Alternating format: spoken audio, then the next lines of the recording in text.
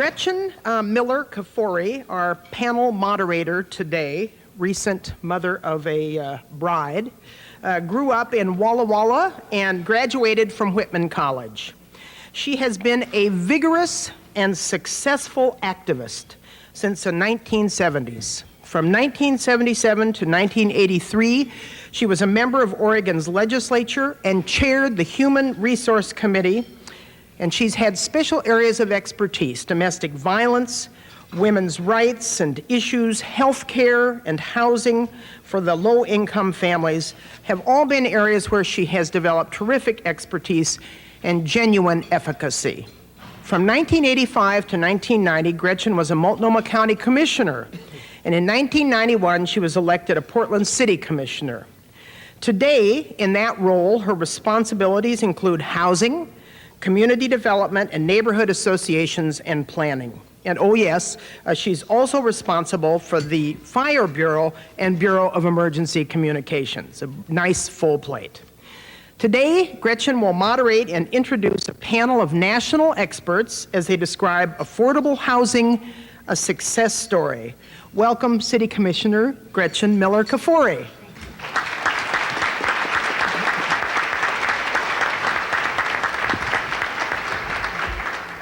Thank you, Fran. You're taller. I'm always relieved when they have the meetings at the Hilton, because if I have to go in the front door of the Benson, it takes me back 25, 30 years ago when I used to picket out there in front of the city club. I always think of it, I admit it. There are really three critical issues, I think, or areas that we have to focus our attention on if we're going to crack this affordable housing problem. One is obviously resources. This state is one of a handful that does not have any committed source of funding for affordable housing through the state housing agency, and many of us have talked about that. That isn't the subject today, but probably in the fall and in the future you'll hear more about either a real estate transfer tax or some other mechanism to try to get additional resources. The second role, or the second area that we've focused on, has been regulatory role of how do we work in local government situations, and more importantly for today, how do we focus as a region on solving this problem. The conference that you will hear referenced today was sponsored by Metro. The focus was affordable housing with specificity on inclusionary zoning, which is the technique that you'll hear more about from our friends from Maryland. But there are a wide range of other regulatory and incentive tools that have been used by local governments. Again, not the specific focus today, but we must be more aggressive in utilizing these resources. The third area that we have, I think, are beginning to get more mileage out of has been the public education component. A number of people on this panel and other panels at the workshops talked about the need to educate the public, to get citizens like the City Club who are interested in good government to advocate for affordable housing, and also to get just consensus that we need to have some diversity and variety in the housing availability in our neighborhoods. So I think with today's focus, we're talking about two, but in the process, we're addressing the third issue of informing people. The program in Maryland is nationally known. I think the best testimony I can give to it, I just heard from Leanne McCall and her family on the way in here today. Leanne, as you know, is very active with the League of Women Voters and was doing research and asked her daughter to call Montgomery County and ask about their inclusionary zoning program, and they didn't know what she was referring to. This is excellent testimony. It means it's an adopted practice, it's an accepted thing, it doesn't have a label anymore, and it isn't even unusual to them. So maybe there's a message here for us in the future that it would be very nice to have someone call Metro and say, what is this thing? And you wouldn't know, Mike, what it was. We have four guests today I think what I'll do is introduce them all. We've given the three from Maryland a block of time, and they will be followed up by a land use attorney to give us a few words of warning, things we might want to consider as we move forward in this area. The three Maryland guests are Bill Hussman, who is currently the chairman of the Maryland National Capital Park and Planning Commission in Silver Spring, Maryland. This is their regional land use and planning authority, and he's done a lot of activities through the years on planning. Eric Larsen is the program manager, and I think this is one of Leanne's problems when she was phoning, was that it's called MPDU, Moderately Priced Dwelling Unit Program, which is in fact the inclusionary zoning program. So maybe we didn't have the right name either. But Eric had worked in the past with a variety of urban renewal and neighborhood revitalization projects. The third on the Maryland group will be Bernie I'm going to do it wrong. Tetreault, who served for many years as the executive director of the Housing Opportunities Commission of Montgomery County. That is their local housing authority. And he is now in a private consulting role, but continuing his work with affordable and fair housing. The final speaker is Gus Bauman, who is an attorney with offices on both coasts. He says he's been here before. He's a lawyer in land use and environmental issues, and he formerly chaired the Maryland National Capital Park and Planning Committee, the regional authority planning commission for Maryland. So he has intimate involvement with this, but probably more relevant to his topic today is that during the 80s he was involved as co-counsel in the Supreme Court's land use and wetlands cases addressing the takings issue. So for the home builders in the audience, we didn't want to have an unbalanced presentation. I'm delighted to welcome these gentlemen. It's very unfair to take experts in a field and give them 5 minutes apiece to discuss their passions, but we'll try, and I'm sure they're up to the task. Would you welcome them to Portland with me?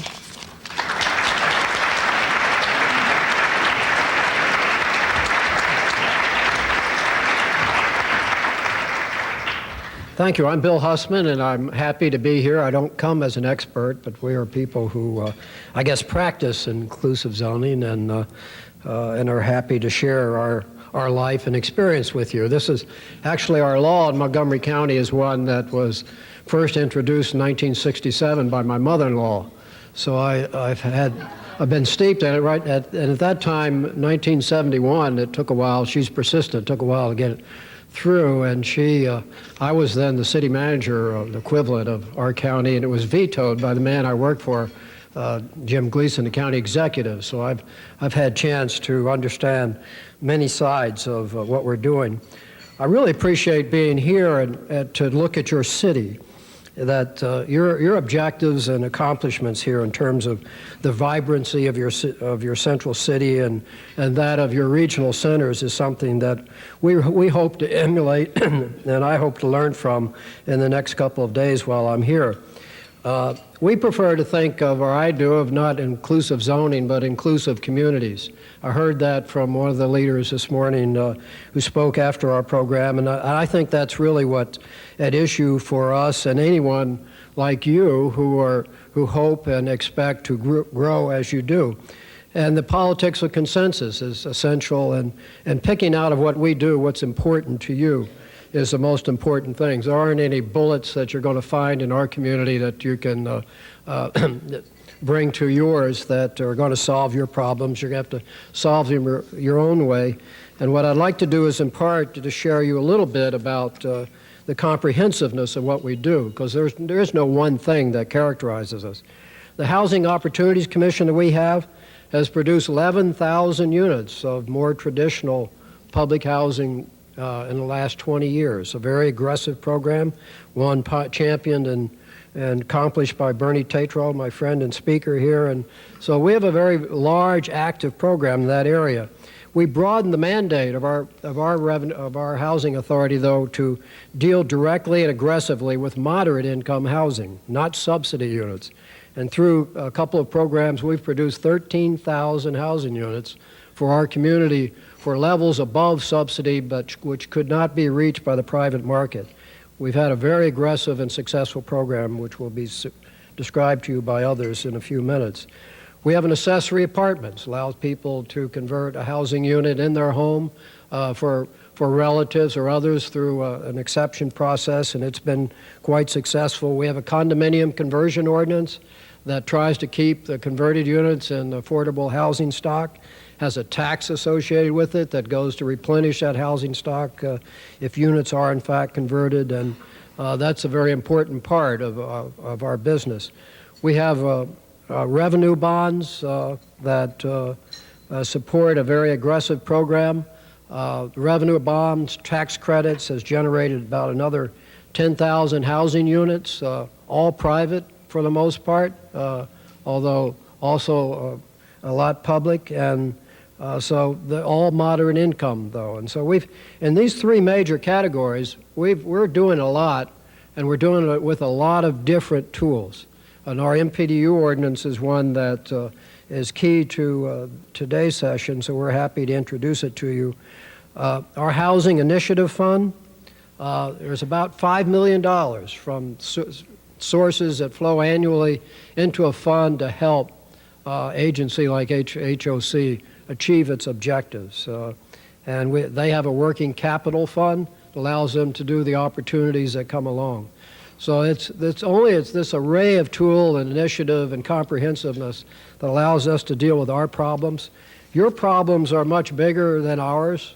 If you're going to have the kind of growth that you're looking at, affordable housing is an essential objective, one that has to be met if, in fact, the robust economy that has been defined by you for yourselves is to be achieved and sustained over time.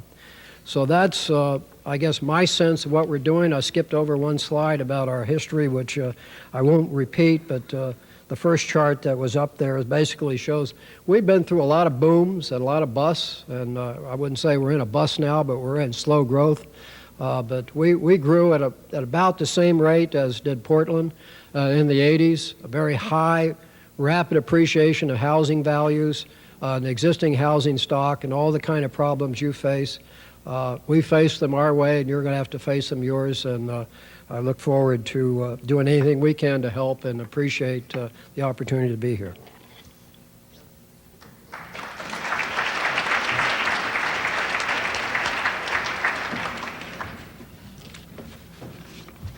I guess maybe when I get back, I ought to talk to the person who answers the phone, and she's a simple girl from the country that wouldn't understand inclusionary.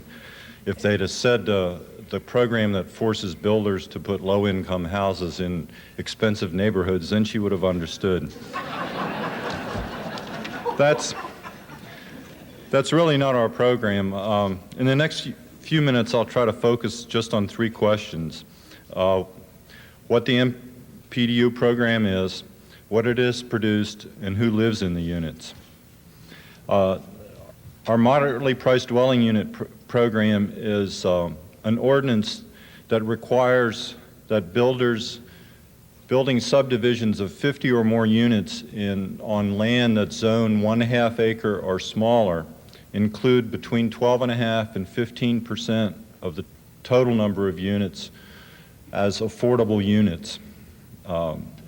In return for doing this, builders are given a density bonus of up to 22%. It's a mandatory program. They don't have the option of electing not to do the houses. In order to do the houses, our zoning ordinance was amended to permit different unit types, and normally the way the requirement is fulfilled in a single-family detached zone property, they would be permitted to build various types of attached houses. either conventional townhouses or what we call back-to-back or piggyback townhouses. And that's the way they get the price down. The program, since it was passed in 1974, has produced about 10,000 units. Of those, approximately 70% are sale units and the other 30% are rental units. If you have a for-sale subdivision, you cannot rent the MPDUs, you must sell them. I think the builders are really the key to this program. They've worked with the county to come up with new unit types. We allow what we call an architectural compatibility allowance in the pricing of the units to try to make the MPDUs compatible in design with the market rate units, so that an experienced person might be able to tell what units are the MPDUs, but someone that was not familiar with the program could probably drive down the street and not be able to pick out the MPDUs in most subdivisions. Some surely they can, but not in others. We've had MPDUs produced in our most expensive subdivisions where an MPDU might sell for $100,000, a single-family detached MPDU, and the market-priced house would sell for $500,000. So there's a big difference, can be a big difference in the price between the units.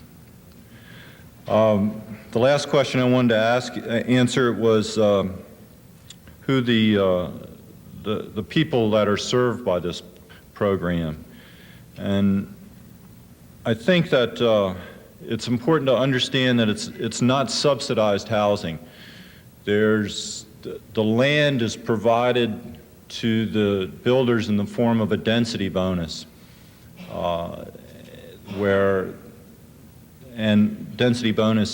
the different unit types that they're able to use.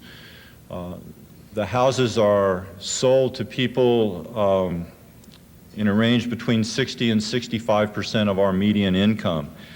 That would be, in our area, the median income is $70,300, so it's available to people between $30,000 and $45,000.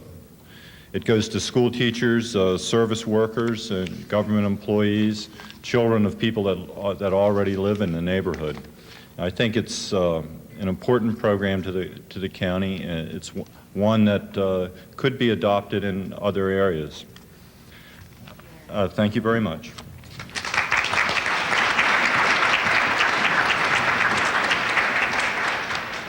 I like Eric's format, so I'll follow the same. What did it take to get an inclusionary zoning law passed in Montgomery County? Well, it was a 6-year plus process, and it started from the grassroots. There was a local housing activist, the League of Women Voters. This was during the Civil Rights Movement in the last part of the 60s. The fair housing advocates joined in. There were 2 separate county councils in the course of getting the ordinance passed. The second group added strength to the coalition that was building, and the first units then were built 2 years after the ordinance was passed and became effective in January of 1974. There were a variety of concerns, however, concerns that I heard in the last 2 days here with the Metro conference, and I'm sure some are on your mind. And they divide into 3 categories I'd like to hit. One, some community concerns. They had a variety. Where would these units be located, and would they be concentrated?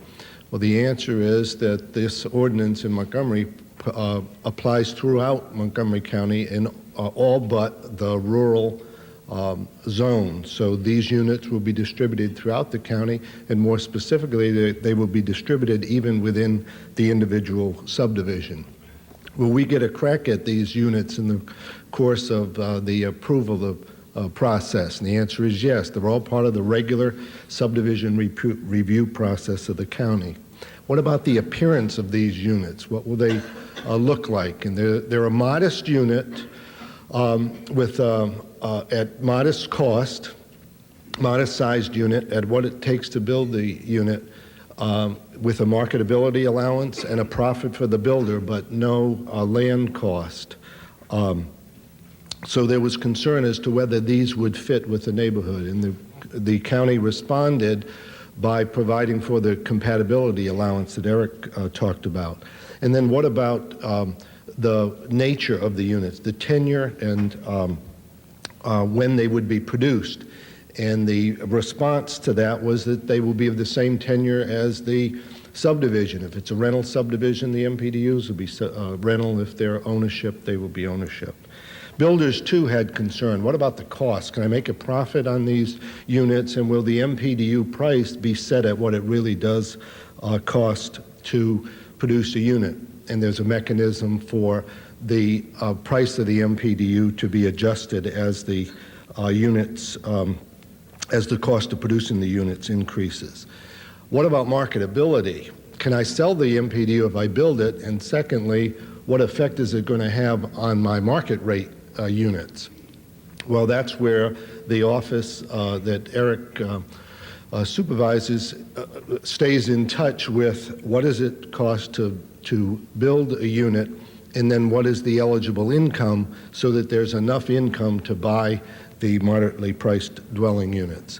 The compatibility goes to the marketability issue. The builders have produced units that blend with their market rate units, and so from a negative effect on the marketability of the units, the answer is no. And secondly, the maximum number is the 15% of a total subdivision, so from that standpoint, it's not a concern either.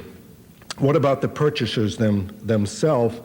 The MPDU purchasers, how do I get these? It would seem to me that these are desirable units. There's a supply and demand issue, and that's true. There's an eligibility list, but then there's a lottery system where eligible purchasers are selected on a lottery basis. And then what about the windfall profits and the restrictions on these units if I'm buying an MPDU? Some of these units are built in very upscale neighborhoods, and they sell for the prices that you saw earlier, $65,000, $70,000, and now in single-family detached, they might be as high as $95,000 and $100,000.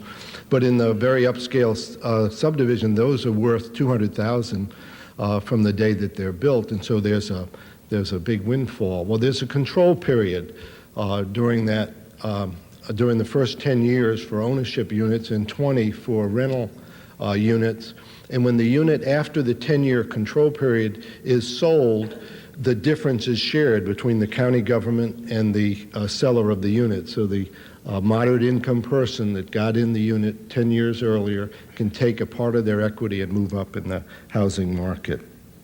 And then the ability to afford these units is also a concern of MPDU purchasers, and the housing office keeps the match appropriate between the income required eligible to purchase the units, but also there was a tie and is a tie with the local housing finance agency so that lower income, lower cost mortgages are made available for MPDUs. So we think in the 23-year history we've tried to deal with the pressures on the program. It's been amended 9 times, but it has worked fairly successfully for us. Thank you.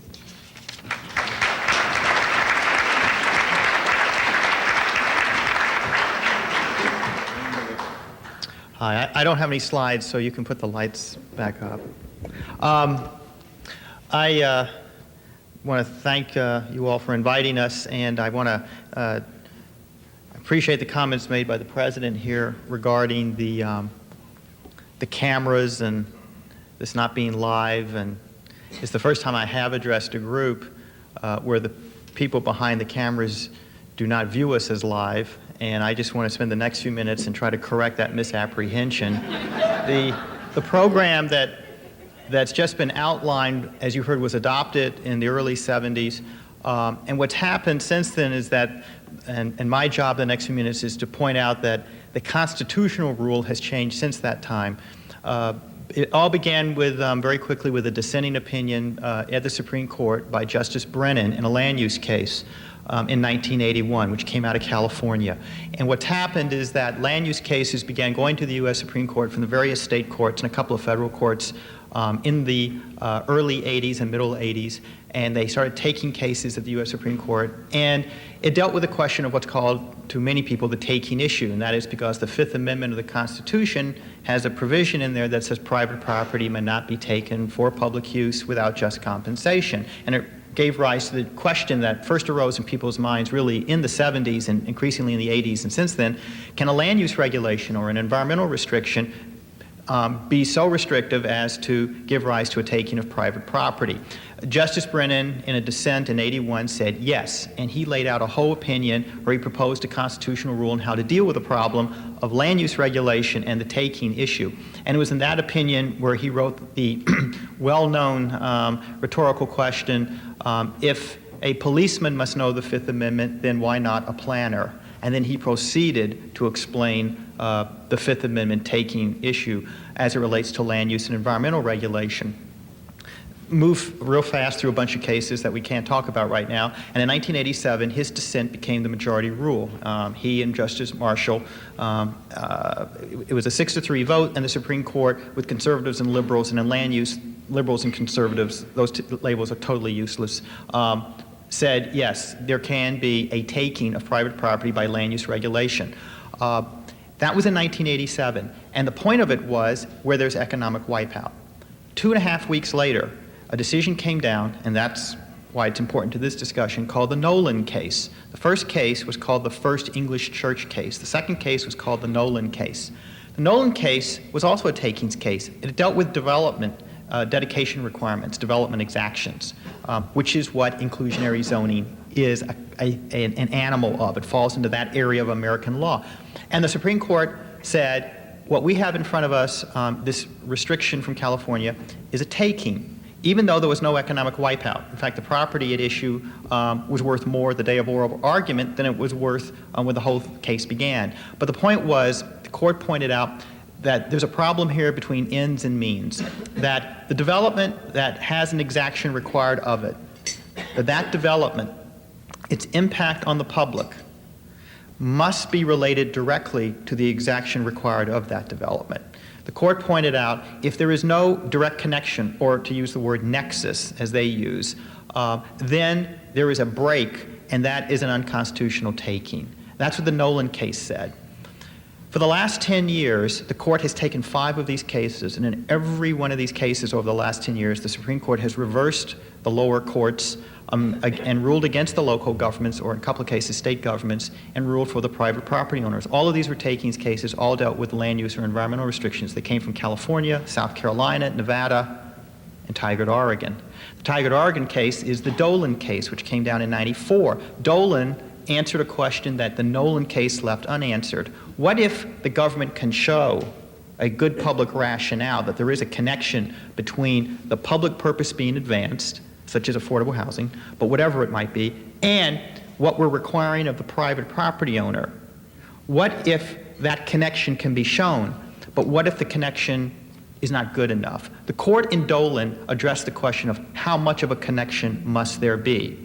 How much in the ends-means analysis does there have to be there?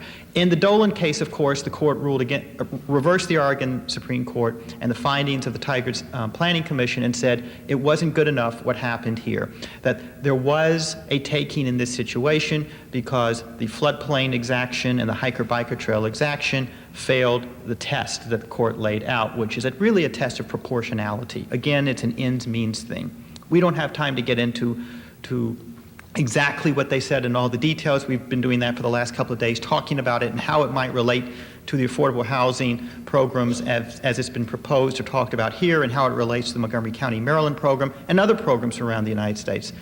But the question is, and the point is, and this is the thing that everyone has to wrestle with, can government demonstrate regardless of what that government is, can government demonstrate that the providing of market rate housing creates the need for affordable housing?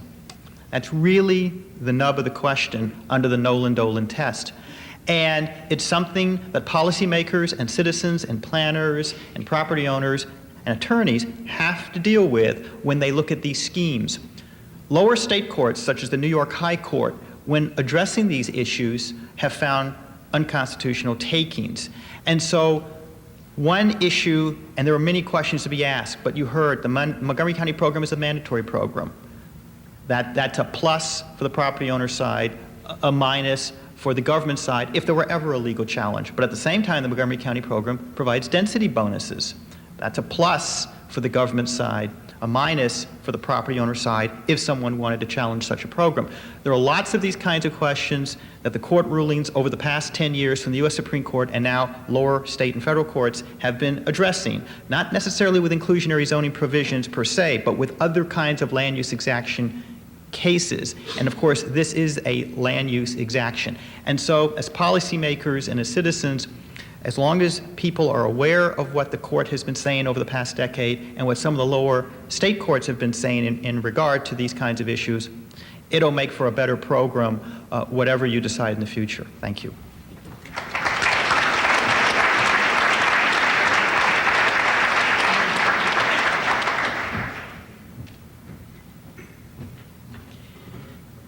I'd like to thank you all very much for coming and sharing your experiences with us here in Portland as we're struggling with the issues of having affordable housing available as our economy is in an upward swing at this particular point. I know that your particular plan did not address subsidized housing, but I'm wondering how, in fact, the county has dealt with the issues of people who cannot even afford those houses that you have made available. The Montgomery County law not only requires that a portion of units be built as moderately priced, but it goes further and says that a third of those units will be offered to the local housing authority. And in the course of the 23 years that this ordinance has been on the books, the local housing authority has purchased over 1,000 of those.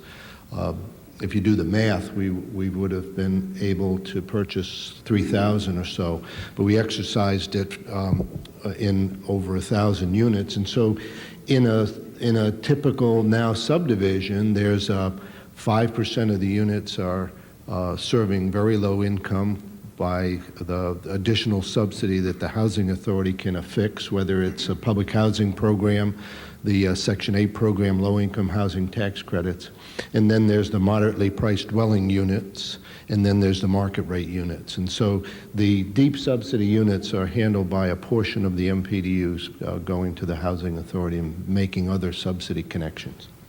Okay, we're going to open to questions. The first one actually is going to Mike Burton, Chair of Executive Director of Metro, and I wanted to mention that Gus has to leave at 1 o'clock.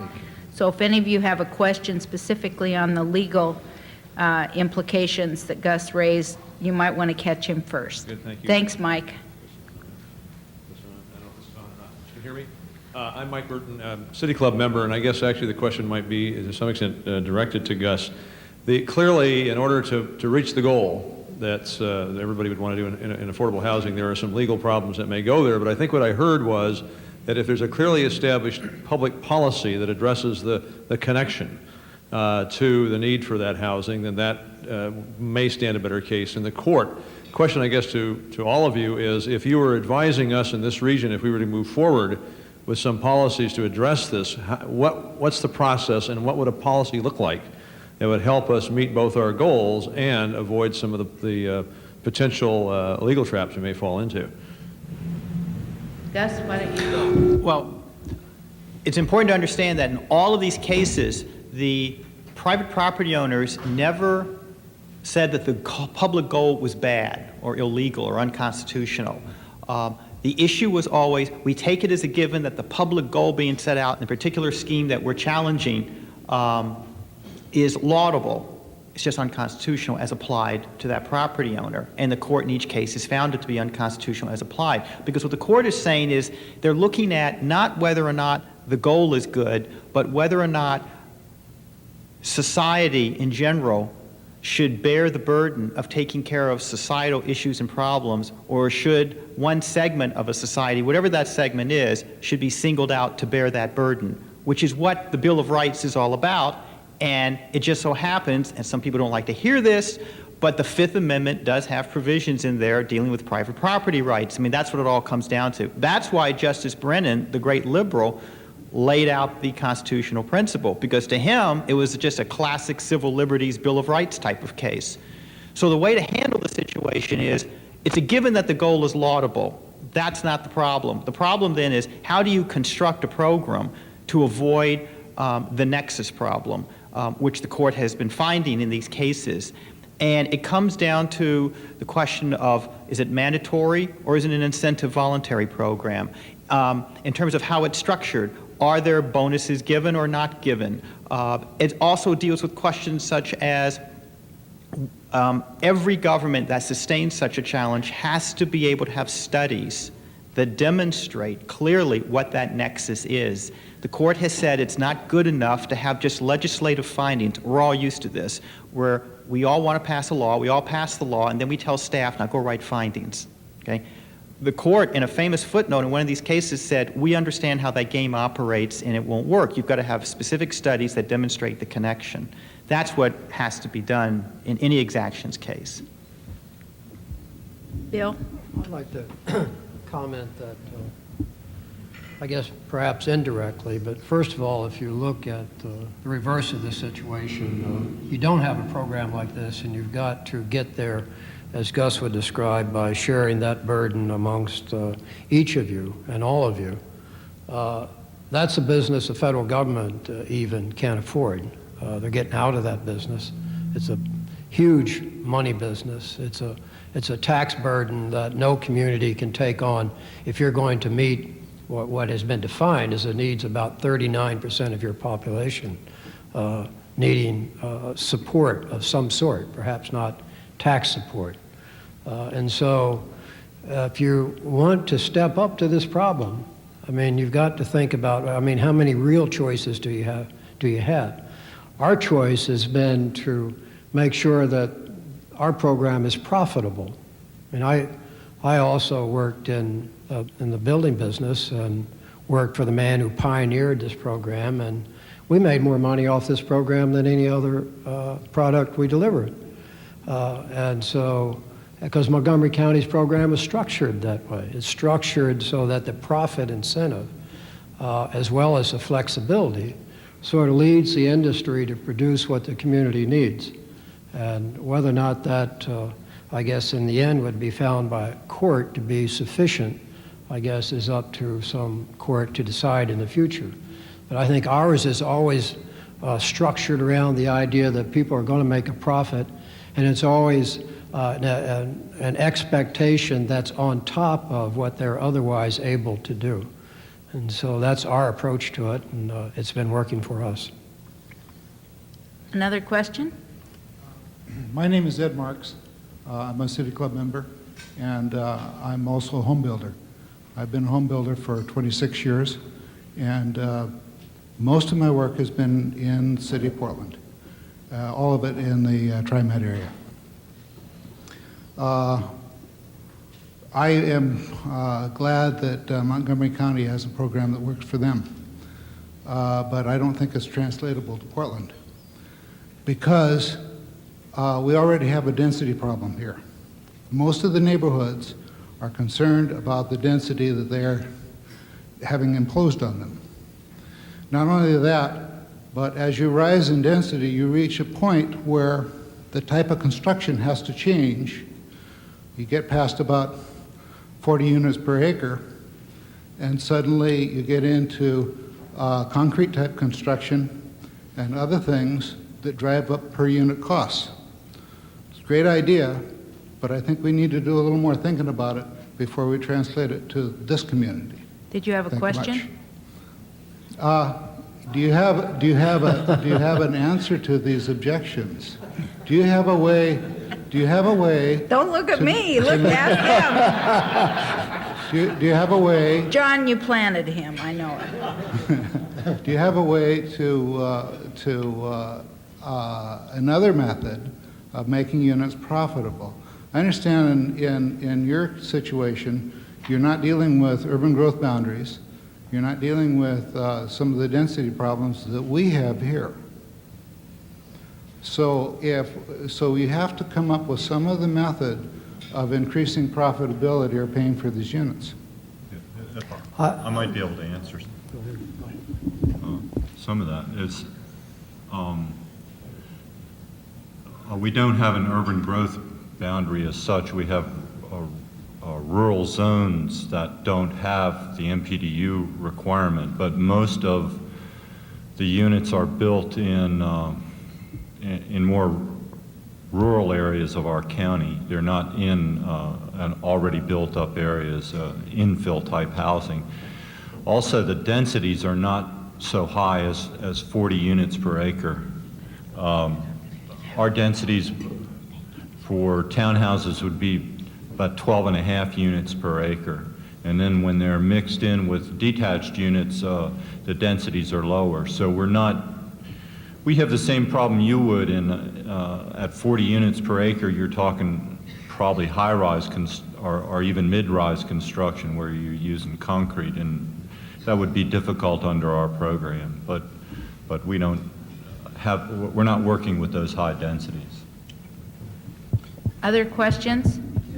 I'll just add to that, the balancing of needs. I didn't spend a lot of time, but I hear that the community would be opposed to the kind of density that might result if you had added density in order to produce affordable housing. And then the other need, though, is for affordable housing. And so at some point, the opposition to more density could be overweighed by the increased need for affordable housing. That was part of the process. That's what that drove the process in Montgomery. It was parents who had grown up in the county, had their family, and their families now were marrying and having household formations of their own and could not live in the same county that they grew up in. And so there's these, that's what the political process is about, is you have to balance those conflicting needs. Question? Commissioner, as it relates to the city of Portland, I'd be interested in Could you your identify comments. yourself? My name is Rathi Manus. And as it relates to the city of Portland, I'd be interested in your comments to my question also, if that's appropriate for this forum. Do you see a role for a role and a link for economic development in the affordable housing rental, affordable housing ownership, and community development process? And if so, would you please describe that role and link? Let's use one of our guests who worked in redevelopment and the link of affordable housing with economic development, though it isn't exactly the topic here. Affordable housing is almost is an essential part of economic development. You really can't have job growth sustained over any period of time without affordable housing. The slide that I guess Eric had displayed here are the typical purchasers. They're teachers and secretaries and computer operators and people who are an essential part of growth. And so, that need exists everywhere here in our community, and that's what our program's all about. So I find it almost impossible to separate the idea of economic development from affordable housing. We have a slogan in my office that says, affordable housing is economic development. End of statement. So I think there is a great link. It's a struggle to how to define it and how to have the community appreciate that both activities are in many ways the same. Barbara? Hi, Barbara Clark, City Club member. I'm interested, this is kind of a continuing on the same subject, somebody who qualifies for housing assistance because they are low income and subsequently starts getting a higher income, is there a way for them to give back to the community some of the benefit that they've received? In our program, there's, as Bernie explained, there was a sharing of the excess profit. The prices of the units are controlled for 10 years, and they're limited to the increase in inflation. After 10 years, they can be sold at a market price, and the difference in what the unit sells for at the market price and what we would calculate their approved resale price, which would be the original price plus an increase for inflation, that's subtracted from the market price, and then that difference would be split with the county and the homeowner. And those funds go into what we call the Housing Initiative Fund, which is used to support other affordable housing projects. And that's how some of that will be returned to the county. I'll phrase my question a little bit more pointedly then and say, do you keep track of the incomes of the people who are living in the housing who have benefited? No. Once they're in there for sale housing, their income can go up. For rental housing, we do keep track of their incomes, and they have to maintain that. Thank you. My name is Pete Heuser. I'm a City Club member. We have an initiative and referendum procedure in Oregon where oftentimes most difficult votes are passed to the people. And we've seen in recent history well-funded positions winning. I don't know when your law was passed that enacted these requirements, but I'm wondering, what would you recommend for those here who would believe that a system like this would be good for Oregon or the Portland metropolitan area? What do you do to rally public support behind affordable housing when you've got well-funded opposition? I think you need the kind of effort that's been going on for the last couple of days, and I guess here until with a well-funded opposition, if you don't have consensus and a constituency behind this, it's not likely to be approved. So I think that coming at this together and working within your community to build an assumption of need, is almost essential to getting it passed in that kind of situation.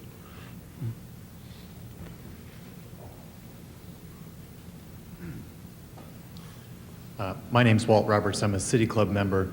I'm curious about sort of the social aspects of things. So, and when I think about if Portland's able to be more successful at mixing up affordable housing, so it's spread out all over the place, there's an implication that people of lower income brackets or different racial backgrounds would end up being mixed with people who aren't used to living next door to those kind of people.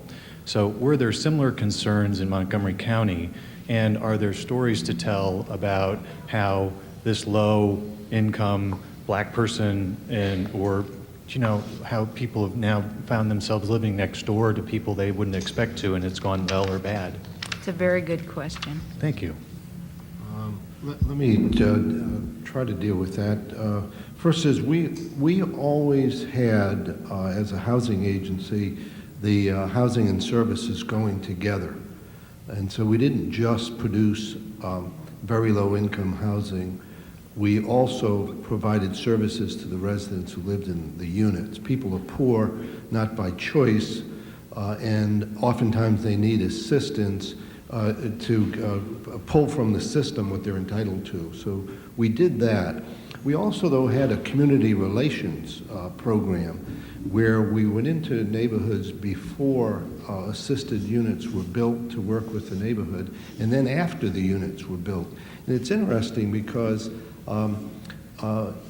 oftentimes it's looked at as what are these people doing to us, and we found in many cases it was the stereotype that the community had as to who the low-income people were, and the community needed work in order to accept and dispel some of the stereotypes they had. When we got into the development of mixed income housing, it was interesting because we built market rate deals. They looked market rate. They were managed by market rate private managers. The agency was not associated with it, and so on. And so people moved into these developments and just assumed that they were market rate. Some found out after they were in, oh my goodness, low-income people live next door, and they chose to exit. Some did. Others moved in unknowing and found the same and said, isn't this terrific? And stayed because they liked the diverse environment, and they would recommend others to move into the community when they left. So people are people. I'm sure you have the same kinds of pressures from communities and so on that we've been through, and education and getting to know one another is the best antidote for those kinds of things, and living close by isn't a bad way of getting to know one another. Bill, did you want to respond to that? If you look at a profile of MPDU purchasers, which we didn't display here but have, is that they mirror the community. Number one, I don't think you find in this program sort of characteristics that are visible. In fact, our program and its best characteristics, it tries to be invisible. And in addition to the characteristics of people, if you look at where they came from, some numbers I had here, out of like 400 units, 330 were bought by people who came from the community. And so this is not a program that's sort of accommodated and attracted people from elsewhere. It's been a community-based effort dealing with community needs, and I think in part because that has been successful. One more question. Dick Lewis, City Club member. This may have been mentioned and I missed it, but I'm interested in the property tax end. The assessments based on the MPDU cost of the property, or are they based on the market They're value? based on the MPDU cost, and they're increased 10% each year for 10 years, and then at the end of that 10-year period, they go up not all right at one time to the market assessment, but it would be over a number of years. They're limited to 15% per year. So there is a break in the property tax. Okay, I want to take just a minute to give exceptional thanks to our guests. It's been very, very informative for those of us who were fortunate enough to spend time at the conference. I think they've done what they tried to do, which was stimulate and challenge us, and now the next step is up to us. And I agree with the gentleman who asked the first question that this may not be what we translate to Oregon, but we do have huge challenges in our area. As the Montgomery County example shows, they faced in the 80s what we're facing in the 90s with the economic growth and population growth. So we have now at least some ideas that we can study and analyze and see if they possibly fit. On the 29th of September at 9 a.m. 9 a.m. at Metro at the Convention Center. I'm sorry, I wasn't prepared. Oh, excuse me, at Metro's Convention Center. We will continue our work on this. I think the exciting part is that we've not only educated ourselves today, but we've set a date, and we are going to get back together to try to solve and begin a process of seeing what's appropriate for the metro area to do. I don't think there are any of us who believe that any one local government can do it. In fact, it's not appropriate for individual governments to do some of these bigger initiatives. There are many things local governments can do, and we'll continue to hammer on those. But for now, we have been stimulated and challenged and are very, very appreciative of your spending time Eric and Bill and Bernie to come be with us, and Gus in absentia. So thank you all for coming.